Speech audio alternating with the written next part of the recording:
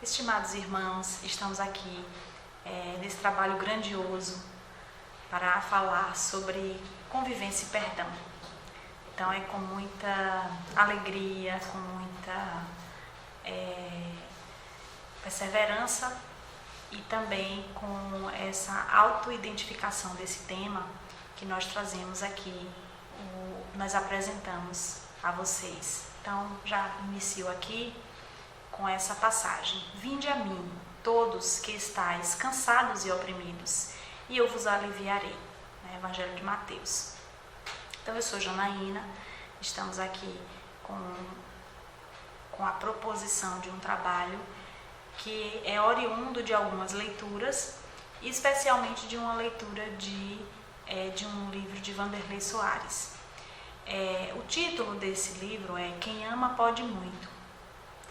Quem sabe pode muito, quem ama pode mais. Então, na perspectiva do livro, existe uma pergunta, uma pergunta inicial, Por que conviver?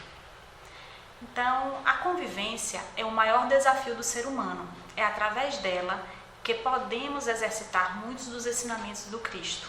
Assim, seguramente, a evolução se processa em nossa caminhada. Todos nós sabemos do movimento espírita, dos que já frequentam o centro, do que tem uma vivência mais avançada. Então já entende, já é consciente da importância e da necessidade da convivência. No entanto, a gente avança aqui na nossa apresentação, trazendo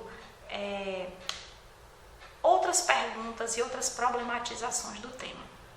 Então, nós vamos apresentar aí alguns textos, e não temos o diálogo direto nesse momento, pelo formato que estamos aqui, mas vamos deixando assim essa semente, Como conviver em harmonia?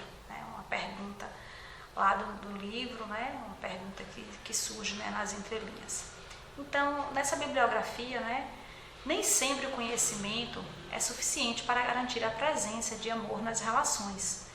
Então, às vezes, estamos nas reuniões mediúnicas, na evangelização, estamos até no trabalho de caridade, mas ainda assim falta esse amor genuíno que faz com que nós possamos entender as nossas relações. E aí, Wanderley Soares ele traz alguns aspectos da convivência. A convivência humana ela apresenta dois fatores que funcionam como modeladores das relações. E ele destaca a atitude e o sentimento. A vida íntima é como um novelo de vivências, nas quais nos aprisionamos sem ter consciência, onde se encontra o fio da meada dos nossos sentimentos. Então, nós somos essencialmente essa matriz de sentir. E esse sentimento desdobra em nossas ações, nas nossas atitudes. Claro que o trabalho ele vai nos no percurso ele vai nos ajudando, mas ele vai também nos revelando outros pontos de sentimentos que ainda precisam de maturação. Eu poderia assim grosseiramente dizer, em determinados momentos a vida ela vai nos jogar carbureto para a gente amadurecer. E essa maturidade, que nem sempre é acompanhada desse olhar aos nossos sentimentos, mas que desdobram nas nossas atitudes, ela reverbera demais na nossa vida. E ela inicia ali na nossa infância, ela percorre a nossa juventude, e essas relações, nesse processo de amadurecimento do ser humano, ele influencia bastante quem está conosco, quem caminha com a gente e quem precisa, as pessoas que nós precisamos e quem precisa da nossa atitude, da nossa convivência. Então, ainda falando sobre atitudes, ancoradas nesse livro de Wanderley Soares, as atitudes despertam sentimentos e os sentimentos determinam essas atitudes. E dentro da nossa faixa evolutiva, é comum pensarmos que nós amamos. E de fato não amamos. Nós amamos o que é ideal, porque o amor real ele é difícil. Então, isso já está inclusive bem apresentado no que é conhecido como aquele amor platônico, né? Ou aquela condição. É muito bom a gente amar o filho, a filha, os pais, os amigos, o cônjuge, os companheiros, os namorados, com as nossas projeções, né? E toda a base psíquica vai tratar isso muito bem. E dentro da nossa relação, quando nós olhamos esse amor ideal, nós nos deparamos com as nossas frustrações. Então, o que é que isso acaba trazendo? Nós queremos cobrar do outro, do nosso companheiro, do nosso colega de trabalho, das nossas amigas, dos nossos amigos, a grandeza que nós gostaríamos de ter. Nós estamos acostumados a buscar no outro o que falta em nós, e quando nós não encontramos, cria o campo e nasce a ilusão, né? Bom, avancemos aqui. Nós não conseguimos ser honestos com os nossos sentimentos. Nós somos falsos. E sob determinados aspectos e sob determinada ótica, não é o nosso desejo, mas somos hipócritas e estamos no nível, às vezes, de não ter consciência desse campo que nós estamos gerando. Daí decorre a discórdia e o conflito cotidiano, o conflito da fissura, do fim das relações. E entre esses sentimentos é que afloram também o orgulho. Então essa matriz aí de orgulho, esse campo que é natural, né, da nossa condição humana. Bom, e aí com isso, com essa exemplificação que o Wanderlei Soares traz no livro, a quantidade a lista, né, de sentimentos que estão permeando ali: inveja, ciúme, desrespeito, desconsideração, medo, vaidade, ansiedade, intolerância, possessividade, impulso, disputa, inquietude, imprudência, né, inconsequência, perfeccionismo, autoritarismo, pretensão, preconceito. Irmãos, eu não lembro de nunca ter pensado que nós teríamos tantas dificuldades nas relações quando eu estava na infância. Então eu imaginava daqui a 20, 30 anos, ou 40 anos, momento em que as coisas já se acomodaram, que as pessoas já alcançaram os seus sonhos. E os últimos anos, né, os últimos 10 anos, nós experimentamos as mais formas, tanto sutis quanto explícitas, de violência gratuita com o outro, né, isso aí nos meios das mídias, nas mídias sociais, aí, é algo que nos deixa muito reflexivos sobre o caminho que a gente tem trilhado, né, e sobre essa condição de inferioridade humana. Então, o que é que nós temos? Nós revelamos-nos através da consciência. Então, isso aí está bem demonstrado e bem demarcado, né? Vamos colocar aí a gente coloca 10, mas dos últimos 15 anos para cá. Posso dizer que foi um tempo em que a humanidade realmente experimentou mudança no paradigma, mudança, né, num contexto onde passamos por uma pandemia, cenários de guerra, cenários de inundações, de tristeza, de caos. Então, ainda refletindo sobre isso, quando alguém decide ser diferente do que nós gostaríamos, nós matamos o encanto e o afeto por esses colegas, esses amigos, esses irmãos. Portanto, nós somos incapazes de desenvolver uma percepção pessoal do outro para uma convivência pacífica ou destruidora, né? Que é o que a gente acabou de exemplificar. Exemplificamos isso, e isso está nos nossos lares, isso está na forma cotidiana, né, de relações de pais, de relações de irmãos, de relações domésticas. E aí, ainda trazendo essa reflexão de convivência, ninguém quita o débito com o outro, e sim com sua consciência.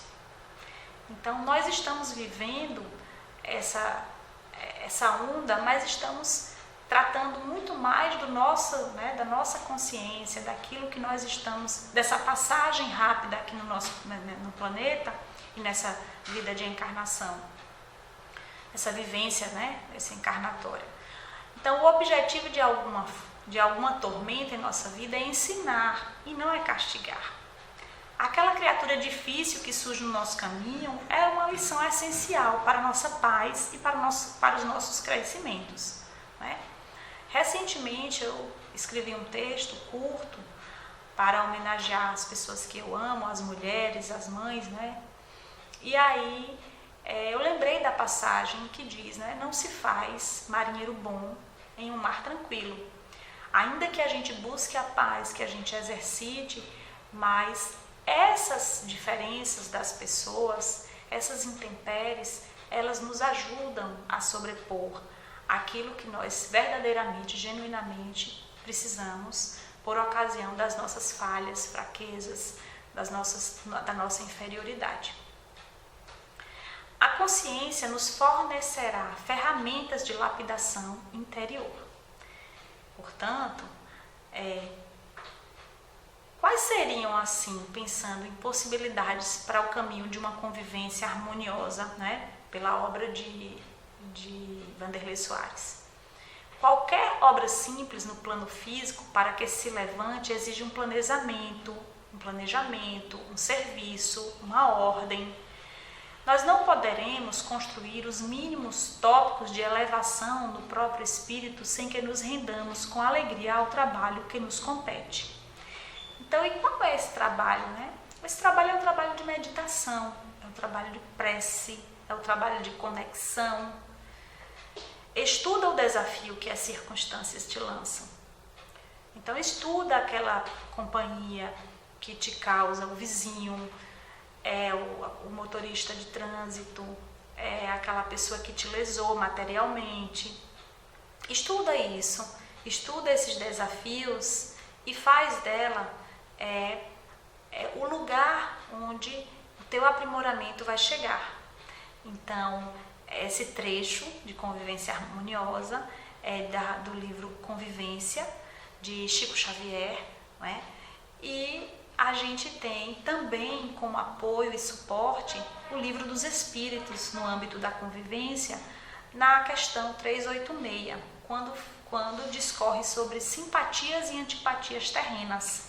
Então, a pergunta é: dois seres que se conheceram e se amaram podem encontrar-se noutra existência corpórea, reconhecerem-se? Não. Então, assim, essa, no caso, é uma resposta de Kardec aqui, da espiritualidade. E serem atraídos, sim. Talvez esse reconhecimento, eu vou fazer uma interpretação dessa resposta, quem sou eu para fazer a interpretação dessa obra grandiosa? Mas vamos lá. Pelas nossas necessidades em suprimir as memórias, a gente traz o campo de memórias mais sutis. Então, serem atraídos, sim. As ligações fundadas numa afeição sincera não provêm de outra causa. Então, pensemos aí nas relações, nos casamentos, nas uniões, nas relações de parentesco. Aí a próxima pergunta, a 387. A simpatia tem sempre por motivo um conhecimento anterior? Não, é a resposta da espiritualidade. Espírito que tenham afinidade procuram-se naturalmente. E que coisa boa é que essa fraternidade ela exista. E ela existe no âmbito da casa espírita, no âmbito das relações sociais, das relações de trabalho, nas relações familiares.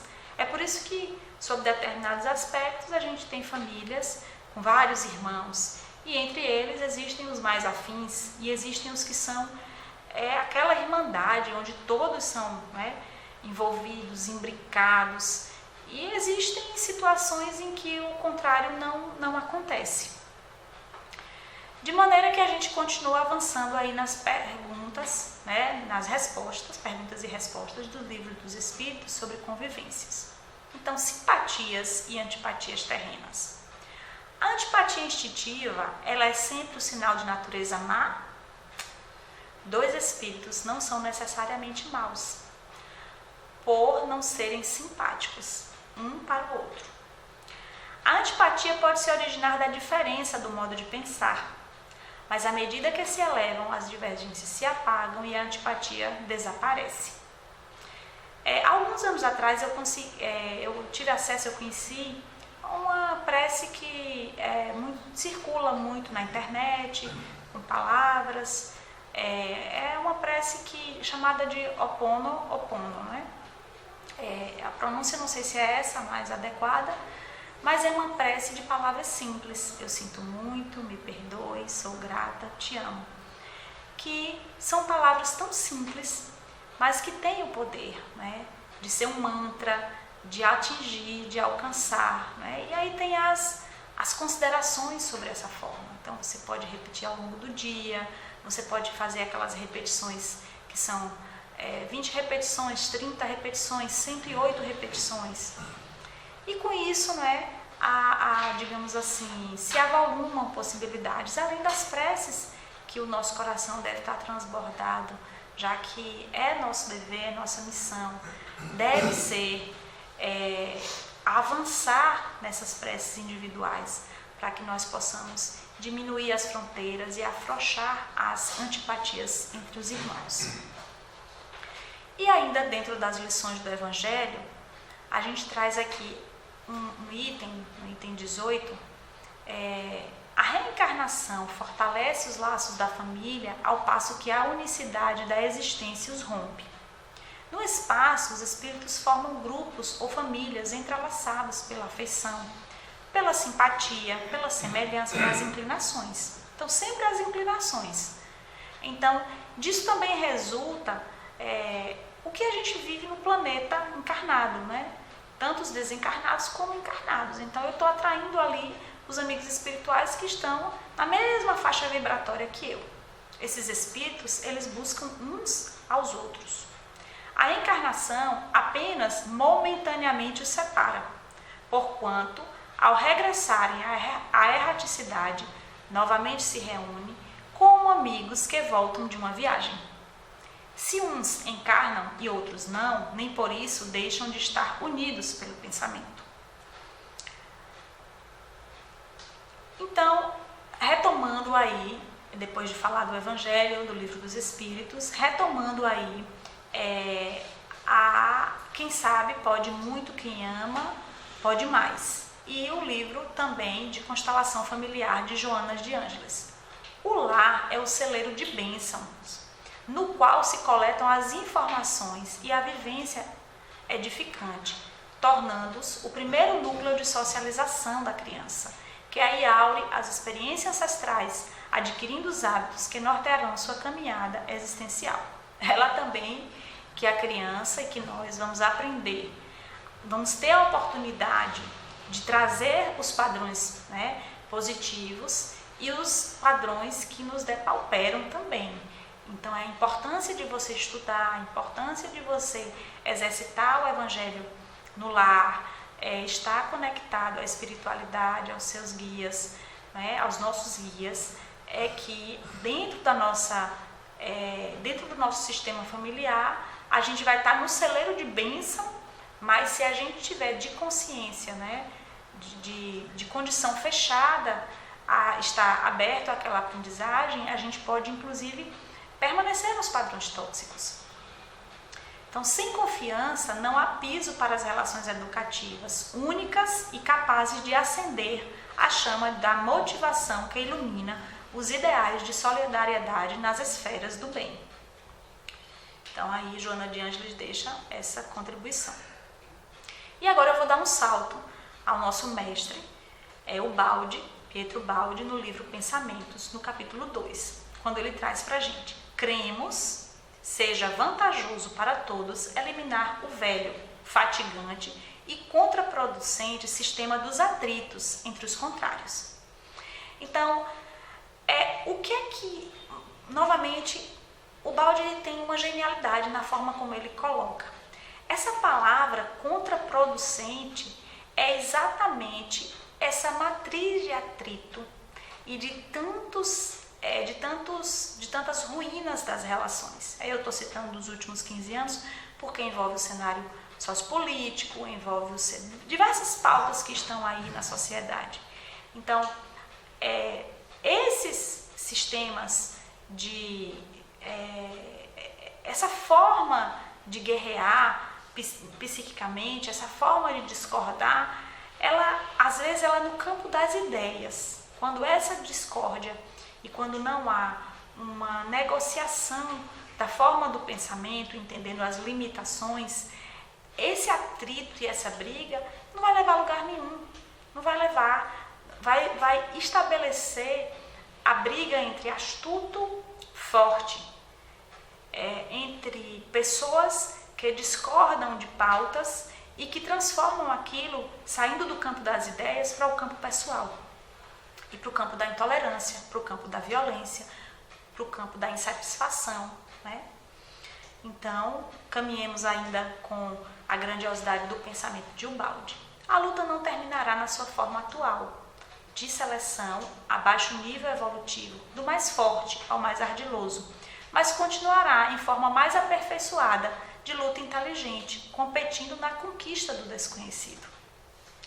Continuará em grupos sempre maiores, em que se coordenam as funções sociais e se organiza a coletividade.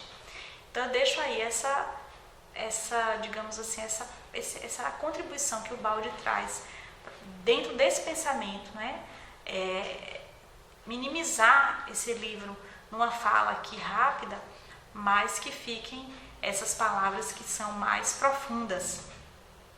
E aí o Ubaldi fala: o inteligente indivíduo social mais apto a viver na coletividade, nela cumprindo a sua função específica, não está escrito aí, mas ele avança. Então a gente traz uma imagem aí, numa roda, nessa importância da coletividade, nessa importância da diversidade, nessa importância da irmandade e da aceitação, da negociação e do entendimento. Isso não nos surpreende, porque o vemos já realizado na sociedade orgânica de células, que é o corpo humano. Então nós estamos aqui prontos, encarnados para a convivência. Nós estamos aqui porque essa convivência é que vai dar para a gente o passaporte de chegada no mundo espiritual com os débitos, né, que quitar com a nossa consciência, como eu já falei lá no início, e principalmente avançar para que o nosso mundo espiritual ele nos receba com essa missão, com esse exercício, com esse tempo, essa temporalidade, mais preparados, ou melhor preparados. Então, as posições do indivíduo perante a lei. Imagina-se as dores de Kardec, não é? Com toda a iluminação de Jesus Cristo. Aí eu trouxe um mosaico dos espíritos de luz que trouxeram para a gente aí a possibilidade de nos ensinar a tolerância, a paciência. Chico Xavier, Irmã Dulce, Bezerra de Menezes, e aí São Francisco. Não se pode deixar de nascer e viver, não se pode deixar de aprender e evoluir. É fatal, portanto, o retorno final a Deus. E de que maneira, de que forma a gente retorna a Deus?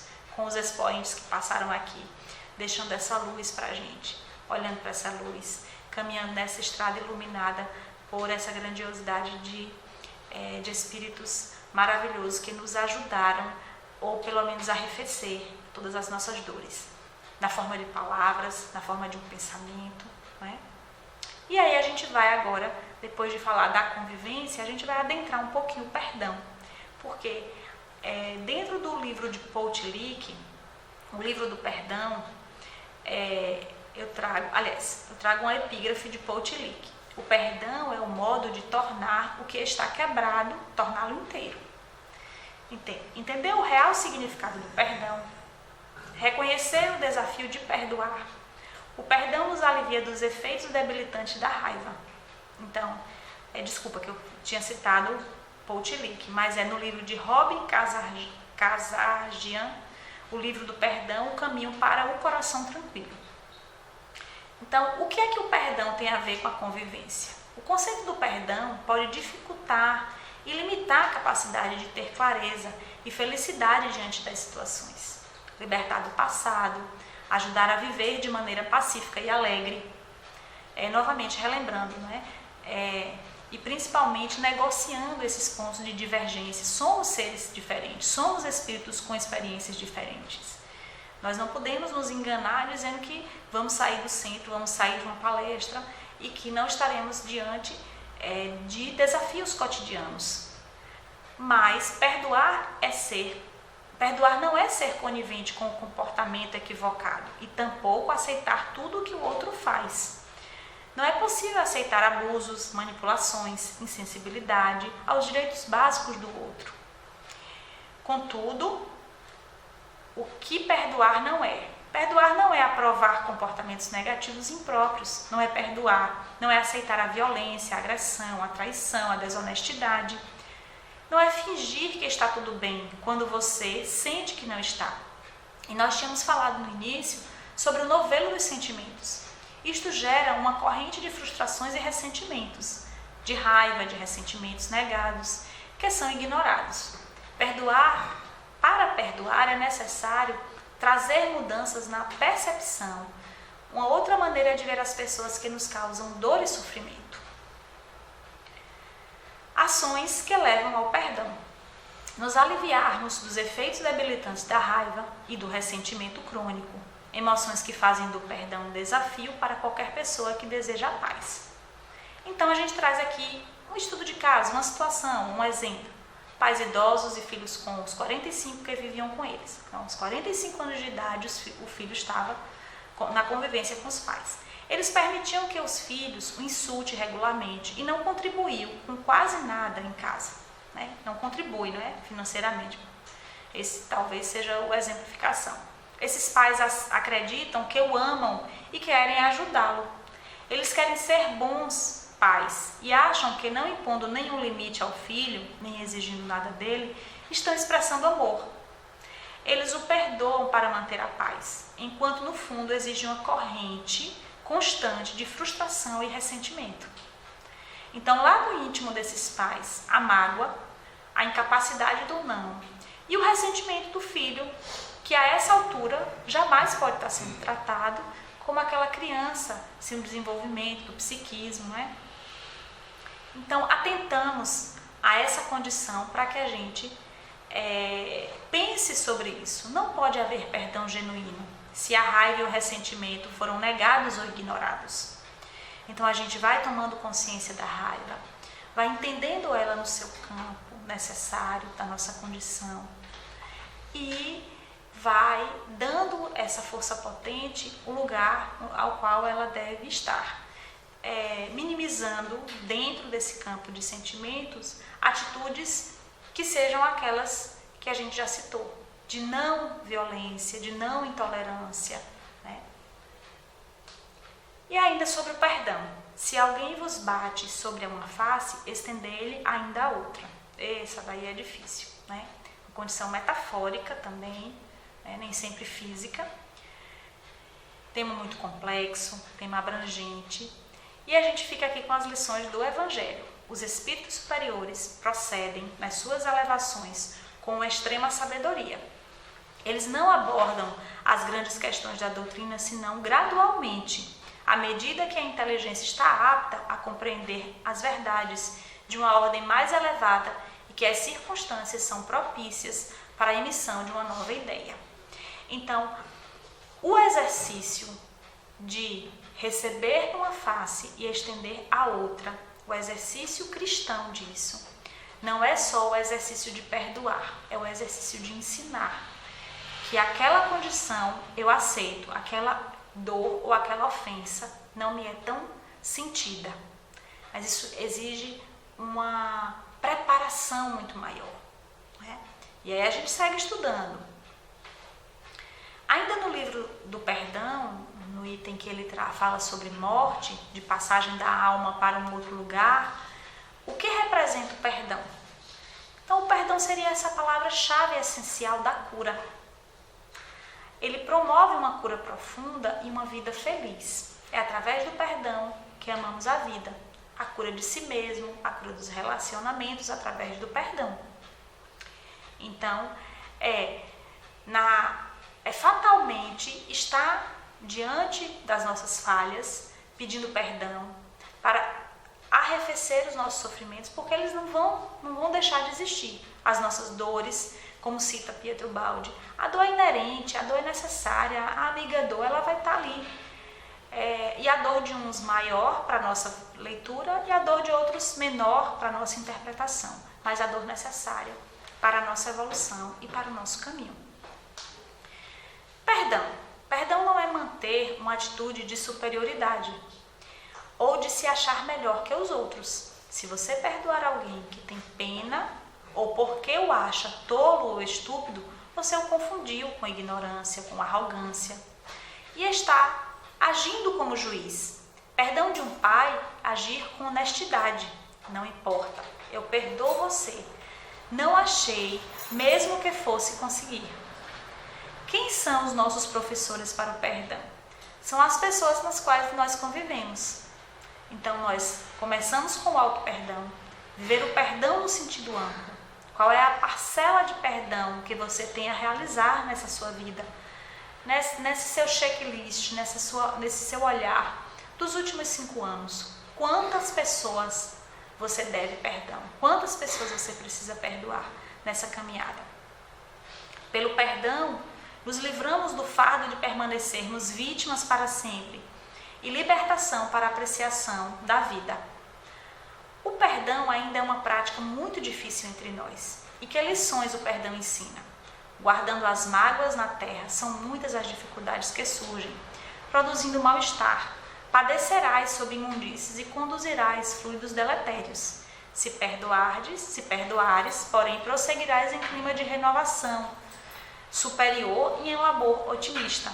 O perdão é sempre mais útil a quem o concede. Se perdoares, auxiliarás a comunidade, medicando com amor o indivíduo que está enfermo. Que grandiosidade, né? Se perdoares, terás logrados a comunhão com o Mestre. Perdoa a fim de seres perdoado. Uma hora nós precisaremos pedir perdão. E sempre nós precisaremos perdoar as nossas faltas. Né? Deixar esse orgulho, esse egoísmo, ele ir diminuindo na medida em que nós vamos aprendendo ali as lições do Evangelho. Então, o perdão garante o encontro da paz que todos desejamos. O perdão traz a certeza que podemos nos livrar progressivamente da confusão emocional que nós estamos vivendo, dos erros de percurso das trajetórias e de que forma no exercício do amor, que nos possibilita começar uma relação conosco primeiro e depois com o mundo. Pode estabelecer nas relações humanas uma corrente de amor e não de ressentimentos e frustrações. Grandioso, né? Voltamos novamente para Wanderlei Soares. Sem o exercício do perdão, não há convivência harmoniosa entre os homens. E esse é o tema do nosso estudo, da nossa proposição dessa palestra, dessa fala. O verdadeiro amor é o que liberta. Ele está no nosso coração. Portanto, não faz cálculo. Ele se expressa. O verdadeiro amor, ele brota. Ele é autônomo. Ele é claro. Ele é evidente. O tempo, na sua imutabilidade, devora todas as construções ilusórias. Que maravilha! Nós fazemos grandes muro de ilusão. Passando-se através dele, esboram-se os castelos da fantasias e as edificações da vaidade. E dentro da reencarnação, que é a lei universal para o progresso, os horizontes mais amplos para serem conquistados exigem experientes combatentes que deles mais se beneficiam ao tempo que os demais ajudam. Por mais difícil que se apresente a estrada a percorrer durante a reencarnação, mesmo que assinalada por dores, solidão, o mestre era para estar com letra maiúscula. O mestre sofrimento, né, estará realizando a parte que ele compete desenvolver para que resplandeça a luz interna de Deus que jaz no ser em evolução. Então, isso aí também é uma grandiosidade que Joana de Ângeles nos traz, né? Falando das nossas ilusões. Eu vou voltar aqui rapidamente no slide, só para a gente finalizar essa fala. O mestre sofrimento estará realizando a parte que ele compete desenvolver, para que resplandeça a luz interna de Deus e que jaz no coração, no ser em evolução. Bom, irmãos, com essa reflexão de muita paz que eu finalizo, e que nós possamos perdoar, que nós possamos estar assim alinhados com Jesus, nosso Mestre. Que assim seja. Muita paz.